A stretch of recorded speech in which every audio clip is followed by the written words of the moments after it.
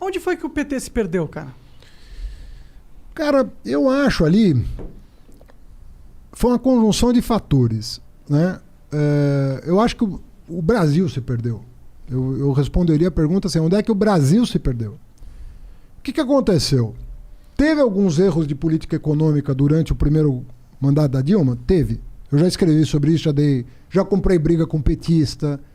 Sabe? Sério? Rola umas brigas assim? Eu falei, pô, você tem que... isso não é uma crítica destrutiva, é o seguinte, ó, tais decisões foram erradas.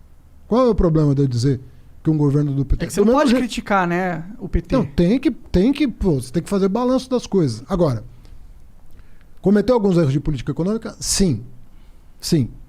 Mas depois que ela foi reeleita e que ela foi tentar corrigir, começou uma sabotagem do Eduardo Cunha com o Aécio Neves.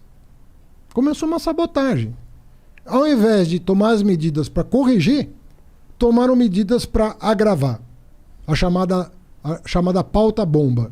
Era assim que a imprensa chamava. Sim, eu lembro. Pauta bomba. Mas por que eles tinham apoio do Congresso? Pra pautar e passar essas paradas? Então, aí tem várias teses, né? A que me parece a mais razoável é o seguinte: se deixassem ela corrigir os erros que ela cometeu, que não eram uma enormidade, sabe? Na minha opinião. Tá ok. Tá?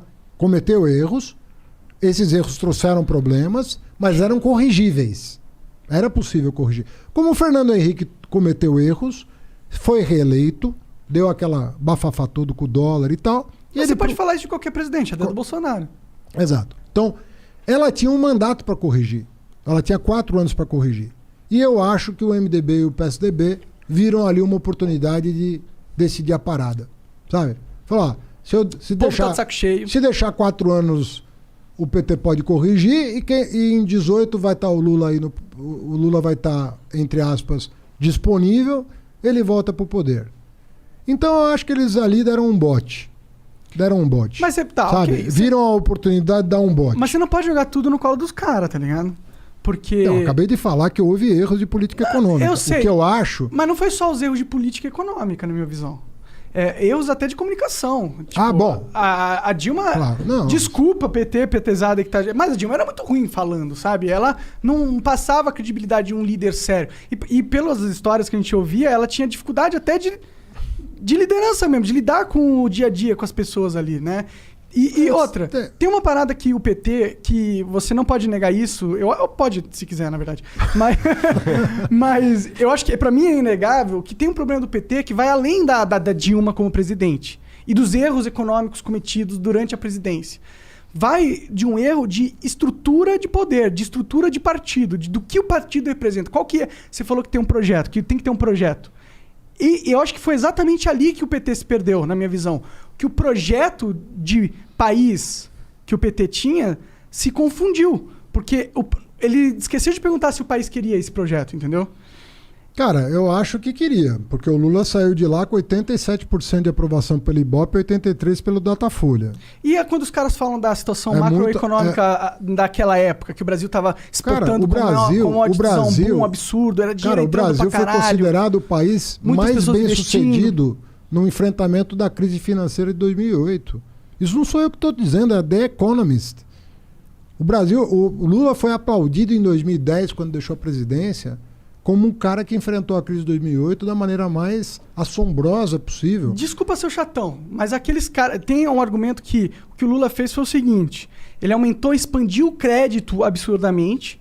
Sim. Então ele fez com que a disponibilidade... Não foi absurdamente, expandiu o crédito, mas não, absurdamente. Bom, o argumento que usa é que é absurdamente, porque é nocivo, a ponto que você cria um endividamento muito grande da população. O Brasil e depois ele não consegue pagar. É dos países que menos utiliza o crédito como alavanca, até porque os bancos são tão concentrados que a taxa de juro aqui para o tomador é um absurdo. Mas mesmo agora que a taxa de juro do governo está baixa, vai num banco pedir empréstimo para você ver quanto você vai pagar. Mas eu lembro da época do PT, do Lula, que era pessoas conseguindo empréstimo para carro, empréstimo para casa, empréstimo para móvel, muito mais fácil do que hoje em dia. Compara com qualquer país desenvolvido. E eu vejo essas pessoas hoje e elas estão passando mal financeiramente. Porque elas contraíram muita dívida e hoje não tem dinheiro para pagar. Compara com qualquer país desenvolvido. O que alavanca o capitalismo é crédito.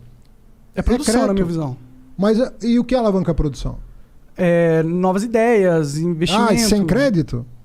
Meu amigo, sem crédito não se vai até a esquina no capitalismo. Mas o crédito é o combustível. Antes, para você pôr Claro combustível, que é você o tem que ter uma combustível. máquina. A máquina é muito mais importante do que o combustível. Não adianta você pôr crédito numa máquina que bebe combustível pra caralho. O que você vai fazer? Você vai ter colocando crédito numa máquina furada que no futuro não vai dar lucro. Mas e primeiro, aí você tá investindo numa vamos coisa separar. errada. Tem não é o dois- crédito que move a economia. Vamos falar de o dois tipos de empreendimento. crédito. Tem o crédito para o consumidor e tem o crédito para o produtor. São duas coisas completamente diferentes. Mas igualmente importantes. Igualmente importantes. Ou seja, se o cara se o cara, por exemplo, consegue organizar a vida dele e faz caber a prestação dentro da renda dele, pô, ele toca a vida com crédito. É ótimo para a economia, é isso? Mas não é isso que acontece com o brasileiro. O- Dada a nossa inteligência financeira, que é baixíssima. Cara, você não tinha um problema grave. Você veio a ter problema depois que a crise se instalou. 50% das famílias estão endividadas hoje. Agora, mas não estavam. Não estavam. Eu não estou negando coisas que você está falando, até porque a gente não precisa concordar em tudo. Claro. Né? E a gente também dá pesos específicos diferentes para os problemas que a gente reconhece. Mesmo quando você fala, não, tinha um problema de comunicação, mas qual é o peso disso na tragédia que aconteceu? O que eu acho, e isso não sou eu que estou dizendo, até o presidente do PSDB veio a público em 2018 reconhecer. Nós erramos, o PSDB falando, nós erramos. Pra mim é uma merda também, mas tudo bem. Não, nós erramos de fazer o impeachment, nós erramos de entrar no governo Temer, nós erramos de contestar o resultado eleitoral. Eles disseram isso. Ou seja, cara, a pior coisa para a democracia, que você fala, a democracia tem 1 milhão de problemas. Tem. Mas, de novo, vai fazer o quê? Vai fazer uma ditadura? Não. Então não tá em pauta isso.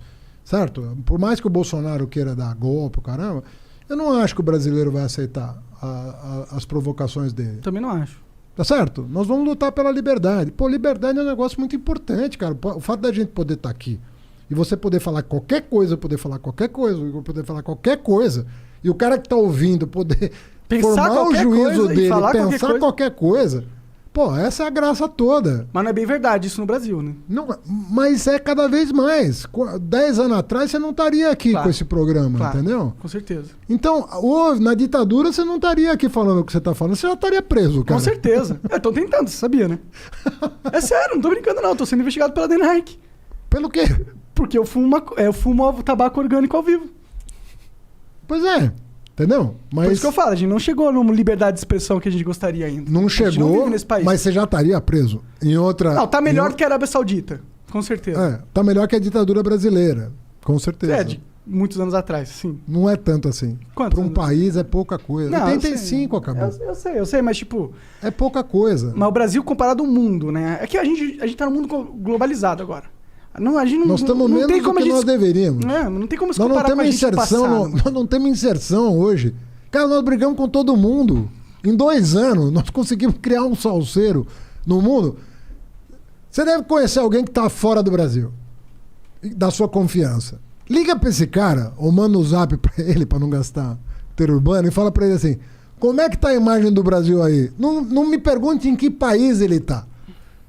Em qualquer país do mundo, um cara da sua confiança, se você ligar para ele agora, que eu vivo, o cara vai falar: isso aqui tá uma merda. A imagem do Brasil tá... Tá, os caras que estão doentes. Cara, tá uma loucura Os isso caras que aqui. estão destruindo a Amazônia. Não, mas não é tudo, cara. A OMS acha que o Brasil é o pior exemplo. Aí, pra onde você perguntar? Não, o brasileiro também acha. Quer dizer, 70% do brasileiro acha. pelo menos. Então, cara, tem alguma coisa errada. Quando eu falo pra você de projeto, você tava falando com razão. Todo governante busca estabilidade. Porra. Claro. Fazer o quê? Quem botou os deputados ali não foi ele. Elegeram, né? Aqueles caras. Todo mundo que tem ali tem voto. Então alguém pôs lá. Você tem que batalhar pela sua governabilidade. Pô, mas qual é o teu projeto? O que o Brasil vai ser ao final desses 4 anos? O que nós aprendemos? O que nós melhoramos como sociedade? O que nós nos aperfeiçoamos como seres humanos? O que a gente... Sabe? Porque até na dor se aprende. Não é verdade. Teve azar de pegar a pandemia. Teve cara que pegou a pandemia e dobrou a popularidade. aquela menina, falo menina no sentido positivo, Cássio, da Nova Zelândia lá, não. estava arriscada não se reeleger, cresceu com a crise. Porque lá foi Teve realmente... liderança. Eles lidaram muito Teve bem com a crise, liderança. né? Ninguém morreu Então, lá, tipo, não é verdade que numa crise um povo não possa aprender com o sofrimento, mas pode aprender também. Mesmo jeito que numa crise conjugal, numa crise familiar, numa crise dos negócios, você pode sair mais forte dela. A pergunta é, o que nós vamos aprender? Nós vamos sair melhor do que entramos? A minha impressão é de que não.